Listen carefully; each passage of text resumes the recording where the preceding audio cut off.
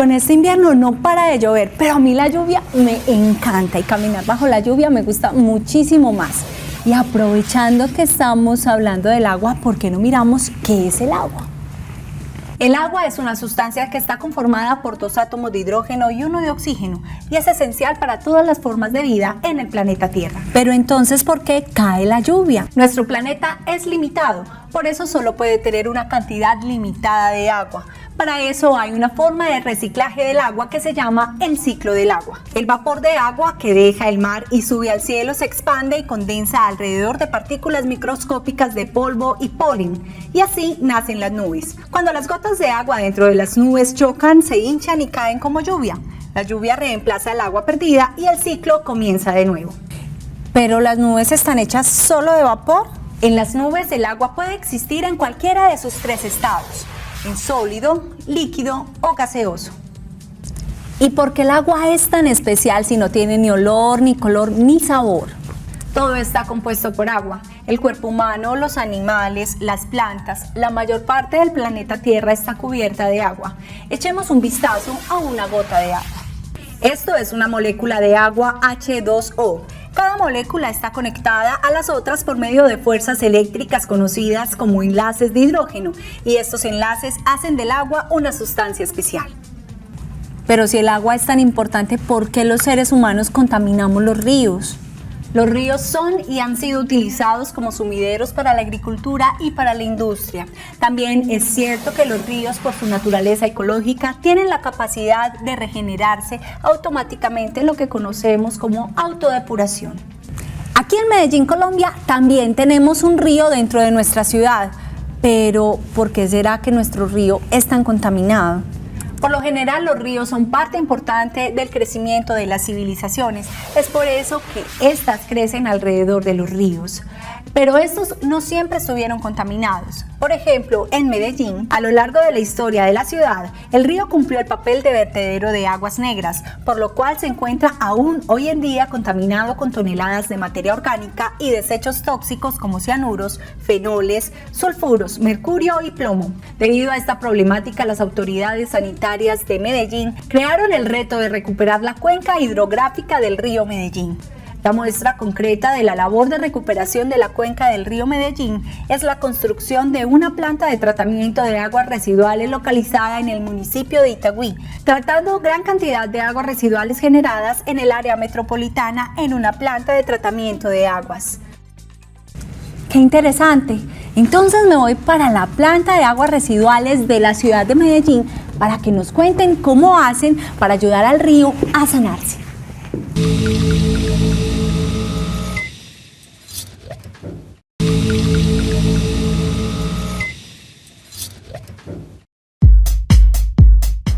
Nos encontramos en la planta de aguas residuales San Fernando en la ciudad de Medellín. Ellos están tratando de recuperar el río Medellín. Veamos cómo lo hacen.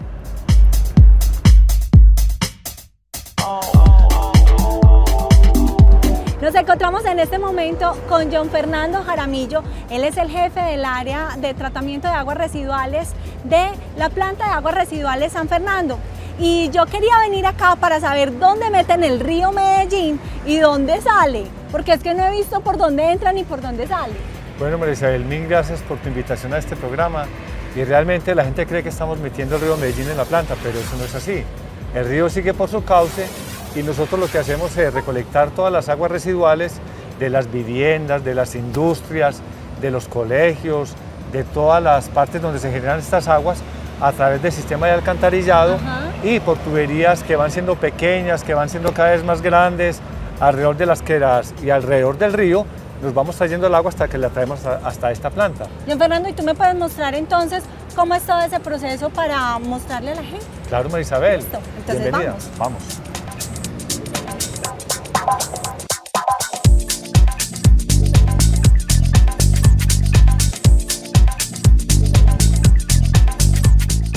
John Fernando, y antes de que comencemos a mirar todo el proceso, ¿por qué no nos cuenta como más claramente qué es un agua residual? Bueno, un agua residual es la que se genera por una actividad humana, una actividad industrial, una actividad comercial, y es, por ejemplo, cuando uno, digamos, va al sanitario, va al baño Obviamente eso son aguas residuales, lo que sobra de ahí, una vez uno, digamos, haga sus necesidades fisiológicas, por ejemplo, las que se generan en la cocina, cuando uno lava, digamos, los utensilios de cocina, por ejemplo, cuando uno también lava pisos, muchas de las aguas también son aguas residuales. En las industrias para muchos procesos, por ejemplo, de teñido, por ejemplo, de enfriamiento, por ejemplo, de separación de sólidos, son sólidos que se quedan incorporados en el agua, que son aguas residuales. E incluso muchas de ellas también en las calles. En las calles cuando llueve se generan aguas residuales que en muchas ocasiones, por el tipo de alcantarillado que tenemos, las tenemos que traer de aquí. Esas son las aguas residuales. Las aguas residuales definen un tipo de agua que está contaminada con orina y materia fecal proveniente de los seres humanos y los animales. Estas necesitan un sistema de canalización, tratamiento y desalojo. Si estas aguas no se tratan indebidamente, pueden generar un serio problema de contaminación. John Fernando, entonces, ¿qué hacen ustedes aquí con esas aguas residuales? Bueno, lo que hacemos con estas aguas es limpiarlas lo máximo que se pueda. Nosotros en este momento la estamos, digamos, descontaminando en un 80% mínimo hasta el 82-85%. Y básicamente el agua residual viene compuesta de dos contaminantes, unos que son solubles, líquidos, y otros que son sólidos. Los sólidos pueden ser sólidos pesados, gruesos, grandes, pequeños, y lo que hacemos en la planta inicialmente es tratar la parte sólida. Para la parte sólida, grande, gruesa, lo que usamos son rejillas. Rejillas. Con esto se detiene todo el material grueso y su principal labor es la de retener basuras. Una vez el agua residual se le separan las basuras, van quedando ya unos sólidos mucho más pequeños, más pesados, que son las arenas, para las cuales nosotros tenemos, digamos, más adelante otros procesos subsiguientes como son desarenadores. También en el agua quedan otros sólidos también pequeños, pero que son menos pesados que las arenas, que básicamente son sólidos orgánicos, como así, por ejemplo, desperdicios de arroz, o sea, desperdicios de la materia fecal también, que esa la sedimentamos en otros tanques y es una sedimentación, un sedimentado muy orgánico, el cual más adelante te cuento, vamos a aprovecharlo también. Perfecto, ¿y por qué no nos muestras entonces cómo es el proceso que ustedes hacen acá? Bueno, aquí, como te digo, básicamente entramos el agua residual a través de una tubería de 2 metros de diámetro. Estamos entrando en promedio 1.3 metros cúbicos por segundo, o sea, 1.300 litros por segundo. Y esa agua, como te dije, trae basuras, trae palos, trae botellas, trae dispositivos para, pues, que se llaman condones, tiene plásticos, palitos, papeles, y lo que hacemos aquí es, a través de las rejillas, retirar esos sólidos. Nosotros las rejillas son rejillas que están inclinadas, tienen una separación mínima, y con un rastrillo vamos como peinando esas rejillas y todo lo que quede atrapado lo arrastramos hasta la parte superior de este dispositivo y a través de un sistema de empuje lo empujamos y lo vaciamos aquí a estas tolvas. Esto se llena de basura, entonces ¿para dónde termina el agua? Claro, esta basura realmente, como es una basura que sigue contaminada, no se recupera, no se recicla y por tanto la llevamos a un relleno sanitario.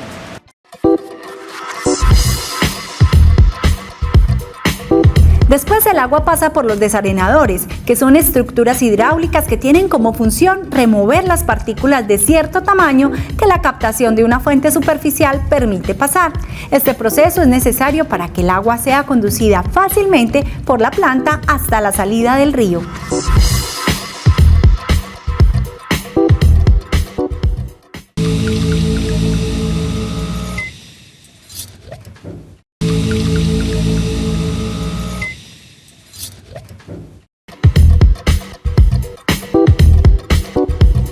John Fernando, yo veo aquí esta especie de tanques gigantes. ¿Esto para qué es? Bueno, María Isabel, esto lo llamamos aquí los sedimentadores primarios. Básicamente lo que hace un tanque de estos es, a través de la ley de la gravedad, retener todos los sólidos que tiene el agua y que son aquellos que no se pudieron retener ni en las rejillas ni en los desarenadores. ¿Y podemos mirar cómo se hace? Claro que sí.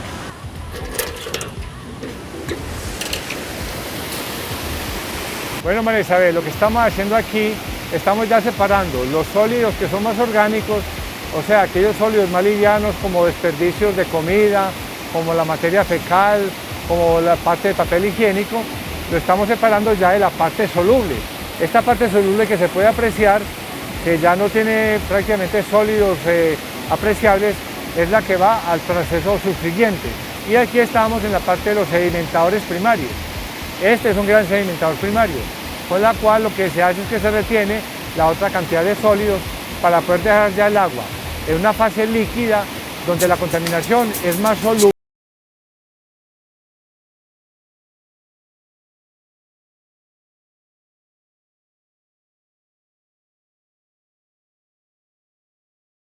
John Fernando, ¿qué parte del proceso es esta ya? Bueno, como vimos en los sedimentadores primarios ya queda un agua con una contaminación básicamente soluble. Esa agua la traemos a estos tanques.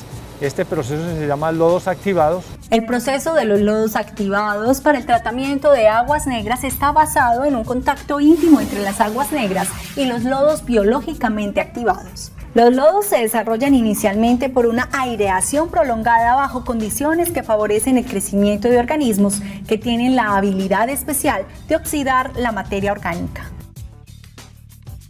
Donde a través de unas bacterias aerobias, o sea, organismos vivos, aerobios, y con inyección de oxígeno, las mantenemos vivas y ellas tienen la capacidad de absorber esa contaminación soluble. Las bacterias son los organismos más abundantes del planeta y se encuentran en todos los hábitats, ya sean terrestres o acuáticos. Parte de las bacterias nosotros las sacamos en unos sedimentadores secundarios que vamos a mirar más adelante y las retornamos acá, porque entre más población bacteriana tengamos acá en estos tanques, mucho más hambre van a tener y mucha más contaminación van a absorber. La contaminación es la alteración nociva del estado natural de un medio como consecuencia de la introducción de un agente externo a este.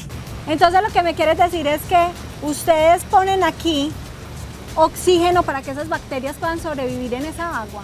Claro, esa es la idea, porque son bacterias aerobias que tienen la cualidad de crecer rápidamente, de absorber la contaminación soluble y de formar unos flóculos que son como una especie de grumos, los cuales a través del aire se propicia que se vayan conectando unos con otros, se vuelvan mucho más pesados y, como te dije ahorita, más adelante, en un sistema de sedimentación secundaria, ellos los vamos a sedimentar. Ellos, cuando dejamos el agua casi que quieta, se van hasta el fondo, de allá nosotros los absorbemos a través de unas bombas, parte la regresamos aquí a estos tanques para que haya mucha población bacterial que nos ayude a reducir la contaminación, y otra parte la llevamos hacia el proceso de digestión anaerobia, que es los tanques redondos que vimos al comienzo del proceso. Este es un proceso biológico donde el agua que no se sedimentó en el tratamiento primario es usada por microorganismos que necesitan oxígeno. Estos se llevan a unos tanques de aireación denominados tanques biológicos. Entonces, ¿por qué se ve como si hubiera mucha espuma en el agua? Bueno, hay otra cosa muy importante dentro de la contaminación, que son los detergentes, que es cuando, pues obviamente, no solamente lavan los utensilios de cocina, sino la ropa, que gran parte de ese detergente es no biodegradable. O sea, estas bacterias no son capaces de descomponer ese detergente y por tanto el detergente sigue activo. Y a través del aire que inyectamos a las bacterias, él se activa otra vez y forma esas espumas. El detergente es una sustancia que tiene la propiedad química de disolver las impurezas y la suciedad de un objeto sin corroerlo. Lo ideal es que eso no sea así, que realmente los detergentes sean todos biodegradables, de tal forma que se puedan también aquí remover a través de las bacterias y que se propicie mucho mejor la transferencia de oxígeno desde los sistemas que tenemos de aire hacia el agua para poder que las bacterias puedan trabajar mucho mejor. O sea que hay que generar también en la gente esa cultura de conseguir cosas que sean biodegradables para que no solamente el proceso acá sea más fácil, sino que podamos tener un río más limpio. Claro, no solamente pues digamos las personas, sino también digamos las industrias, pensar un poquitico más en tener productos mucho más amigables con el medio ambiente. ¿Y entonces ya qué proceso sigue? Bueno, después de como te dije, entonces llevamos esta agua con estas bacterias ya bien alimentadas hacia unos sedimentadores secundarios, ahí las retenemos por un tiempo, esperando para que ellas, por su propio peso, se vayan al fondo de esos sedimentadores. Entonces, ¿me lo puedes mostrar? Claro que sí, vamos.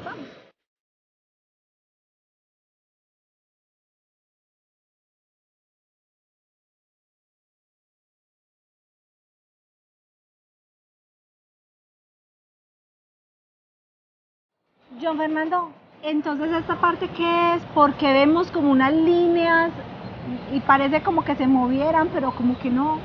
Sí, María Isabel, estamos ya en lo que nosotros llamamos la sedimentación secundaria. En estos sedimentadores las bacterias ya una vez se alimentan de la parte de los lodos activados, en estos tanques se sedimentan por su propio peso.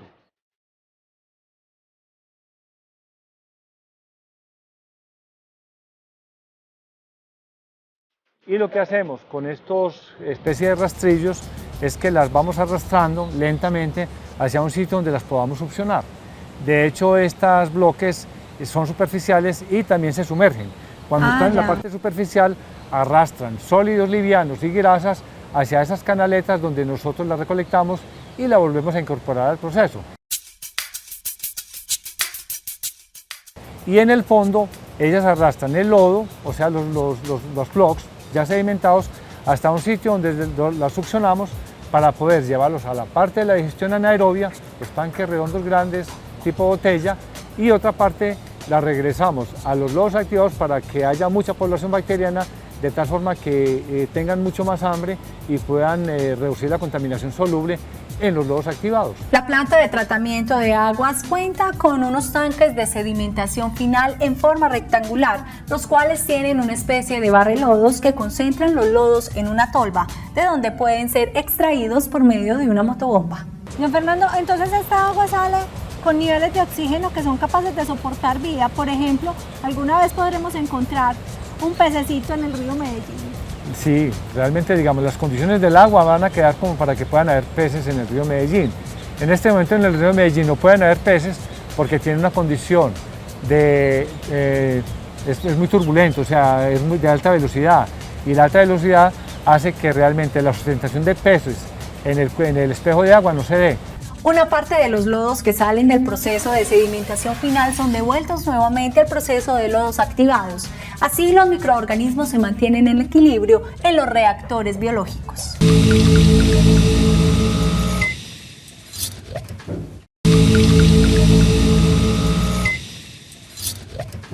Entonces ese sueño que tendríamos muchas personas de Medellín, que quisiéramos ver nuestro río limpio y que pudiéramos tal vez ir a pasear a ese río, ¿se podría hacer algún día? Claro que sí, María Isabel, y vamos en camino a ello. Lo que pasa es que vamos lentamente con él. Como te dije, esta planta es un hito muy importante, como quiera que ha recuperado el río de un problema grave como eran los olores en el sector céntrico de la ciudad.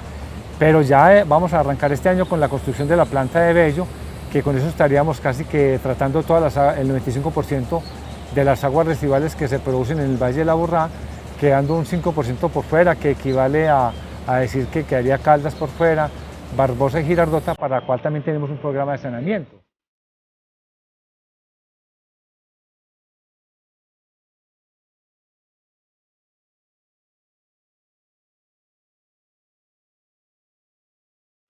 Entonces, ya, ¿de dónde sale el agua al río Medellín? Yo las veo que están aquí como en unas piscinitas. Ah, perfecto. Si quiere vamos y miremos ya, digamos, el canal final por el cual se descarga el agua al río Medellín. Súper, vamos. Listo, María Isabel. Un río no contaminado tiene alrededor de 7 miligramos de oxígeno por litro. El mínimo requerido para que haya vida es de 4 miligramos por litro. Esta es la cantidad de agua que sale para el río Medellín con un 80 a 90% de descontaminación, permitiendo que el río pueda hacer una mejor depuración de esa contaminación que no puede ser traída hasta la planta de tratamiento de aguas residuales. Pero acá no termina el proceso. Esta planta tiene una responsabilidad social en la que dan una buena calidad de vida a los vecinos de esta, haciendo un lavado del aire para que no haya malos olores. Don Fernando, yo veo acá un montón de tuberías. ¿Qué es esto? ¿También pasa el agua por aquí? No, María Isabel, aquí lo que traemos es el aire maloliente que se generan en los procesos principalmente de tratamiento preliminar, donde están las rejas, en el sistema de tratamiento primario, por eso es cerrado. Y de ahí lo que hacemos nosotros es captar el aire que se genera en esas atmósferas cerradas, lo traemos a estos filtros especiales con los cuales lavamos el aire con una sustancia hipoclorito de sodio. Al lavar ese aire se remueve todo lo que le causa el mal olor y lo podemos descargar libremente a la atmósfera sin ningún problema.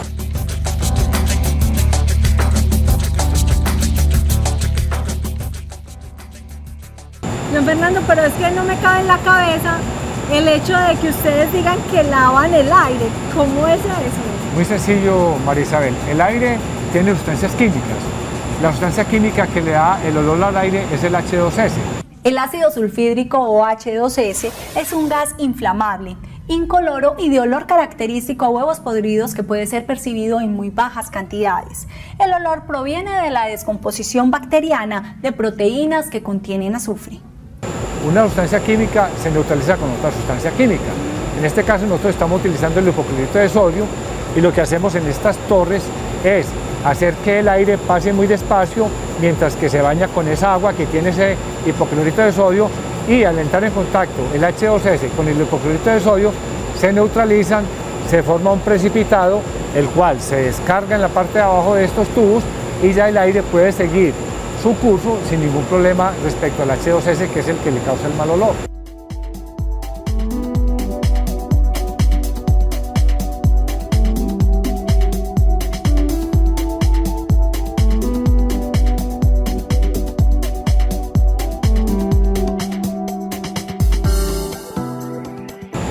Y entonces aquí ya se termina todo el proceso. Pues básicamente el proceso, digamos, de tratamiento, lo que tiene que ver con la limpieza del aire maloliente que se genera en la planta, pero falta un proceso muy importante que es lo que hacemos con los lodos primarios y los lodos secundarios. ¿Y podemos verlo? Claro que sí, vamos a mirar. Vamos a mirar.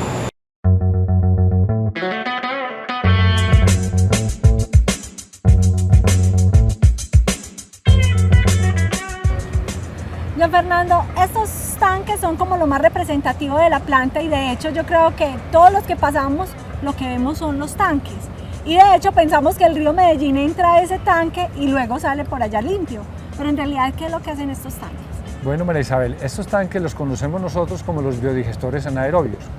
Y lo que hacemos aquí es traer el lodo primario, el que se sedimenta en los sedimentadores primarios, que es aquel lodo que es generado principalmente por desperdicios de comida, por la parte de la materia fecal, y es muy orgánico.